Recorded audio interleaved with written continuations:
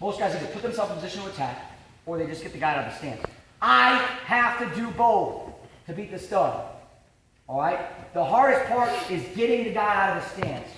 I mean, truly, you know what? Wrestling camp, we focus so much on the finish, but to be honest with you, this is where we win and lose. We win and lose right here. If I can move this guy, if I can get him out of position, all right, this is where we win and lose. We got to be able to get this guy out of his stance, to beat his lines of defense, all right? Anytime I touch him, I do it with a purpose. I want to put weight on him. I don't put weight on with my hands. I put weight on with my body, okay? My hands can only do so much. I can pull in about this much. I put weight on with my body by changing my level. When I change my level, I put tons of weight on it. Now, when I put weight on him and I make him move, it becomes increasingly hard for him to maintain his stance. You know what? Against a good guy, it might take 4 minutes or 5 minutes to create that opportunity. But I put weight on him, I make him move for 5 minutes, it creates an opportunity for me to get a shot.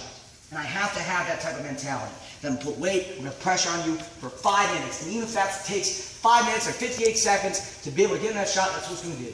All right? We use Bo a lot as an example. If anybody's seen Bo wrestle, all right, he is truly the epitome of doing exactly what I just said.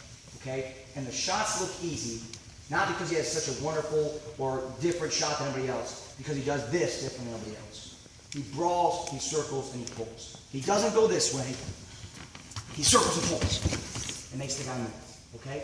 Now, double leg. I circle to the direction. All right? When I release his head comes up. My head has to be lower than his head. If I want to go underneath the guy and get his legs, my head has to be lower than his. If I'm up here, when I circle and pull, I'm making a mistake. Great for an ankle pick, good for a front headlock, not good for going underneath him.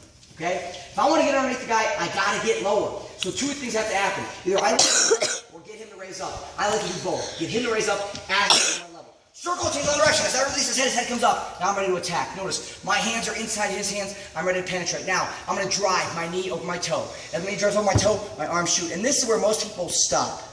This is where most people's double leg stops. You're saying, Coach, what's wrong with that? Right here, it looks like I'm in a good position. I'm really not. Here's the problem. All my weight is going this way. I'm going into his hips. His third line of defense is his hips. They're very strong.